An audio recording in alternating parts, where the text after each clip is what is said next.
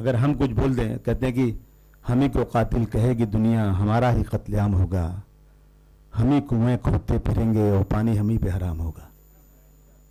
मुझे यह डर है कि अगर यही जहनियत रही तो इस दौर में ना कोई अब्दुल हमीद होगा, ना कोई अब्दुल कलाम होगा।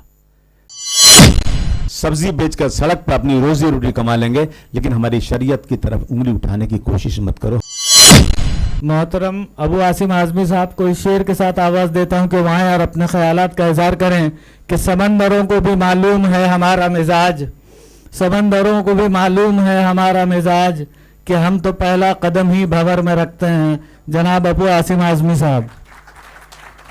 मोहतरम जाकिर शिकलगर साहब एक बहुत ही मजबूत बिजनेसमैन और माइनॉरिटी कमीशन के चेयरमैन, जिससे बहुत सारी उम्मीदें लगी हुई हैं।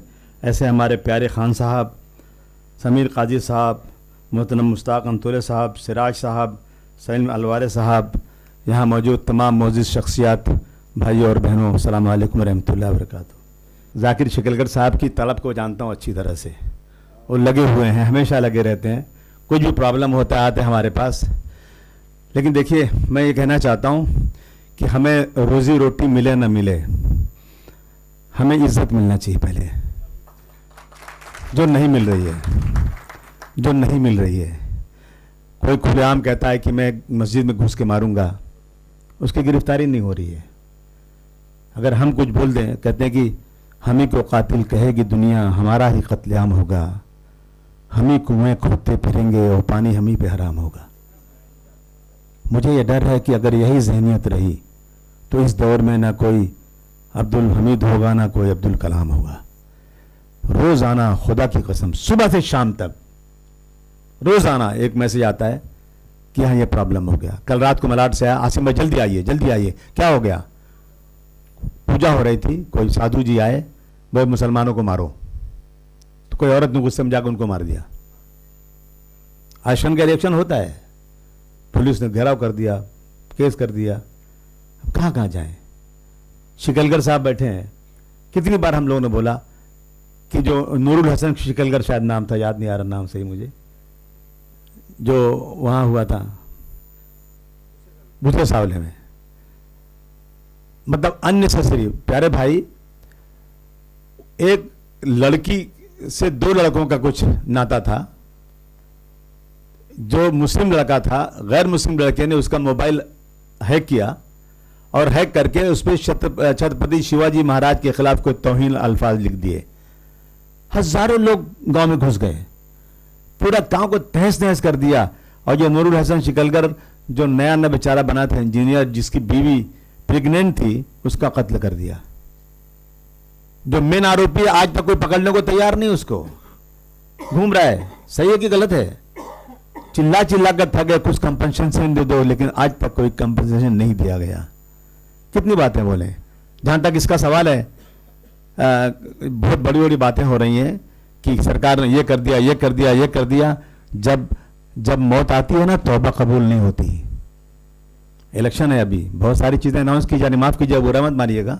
जो सच्चाई बोल रहा हूँ मैं कि इम्प्लीमेंट होना चाहिए चीज़ें ना, जो बातें होती हैं सब किताबों में लिखने से कुछ फ़ायदा उसका नहीं है।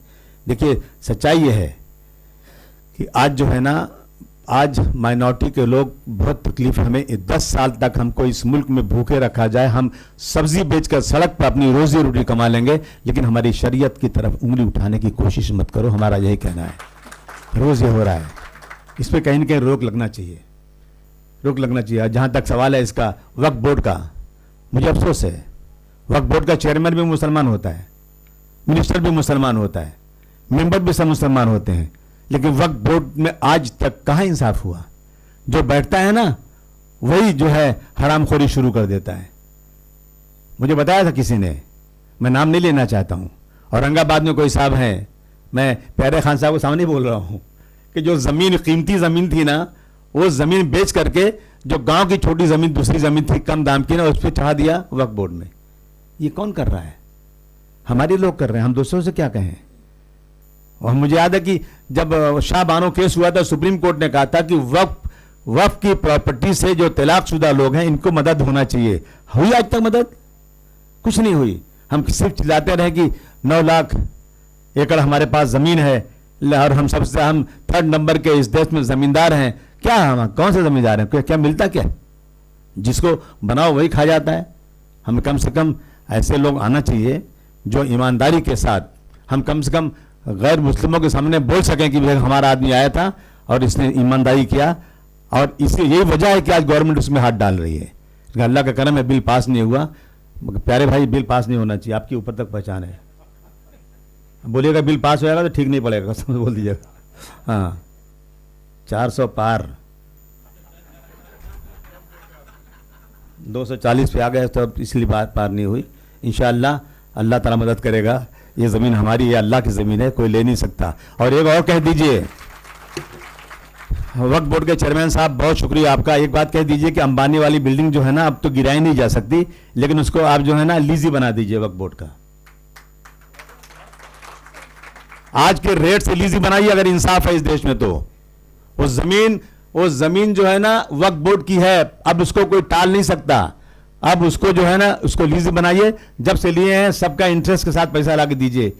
और बहुत सारी बातें हैं, बस माफ कीजिए, किसी को बुरा नहीं लगना चाहिए भाई, लेकिन जब उस काम में बिठाया आप लोगों ने तो मुझे तो बोलना पड़ेगा। कोशिश कर रहे हैं हम लोग इंशाअल्लाह ताला कि किसी तरह से मामला अच्छा हो। हम चाहते हैं हिंदू और मुसलमान, सिख, ईसाई, पारसी एक साथ रहें, लेकिन हम जाते हैं, हम उनको जो है ठंडा पानी पिलाना चाहते हैं, वो मेरे मस्जिद के सामने आकर के कहते हैं इस देश में रहना है तो वंदे मातरम कहना पड़ेगा। हम कहते हैं भाई मस्जिद में अजान हो रही मत बोलो, कहते हैं मस्जिद में अजान ही बंद कर दो। क्या करें? अब प्यारे भाई आए, इंशाअल्लाह मजबूत आदमी है और पैसे वाले भी हैं, इनको टिकट भी नहीं चाहिए, इनको कोई ओहदा भी नहीं चाहिए, और ऐसे आदमी आएंगे तो इंशाअल्लाह मुझे उम्मीद है कि आने वाले दिनों में ज़रूर इंसाफ मिलेगा हम लोगों को। बहुत बहुत शुक्रिया। आप देख रहे हैं आमना सामना मीडिया। वीडियो को शेयर कीजिए, चैनल को सब्सक्राइब नहीं किया है आपने तो सब्सक्राइब जरूर कर दीजिए।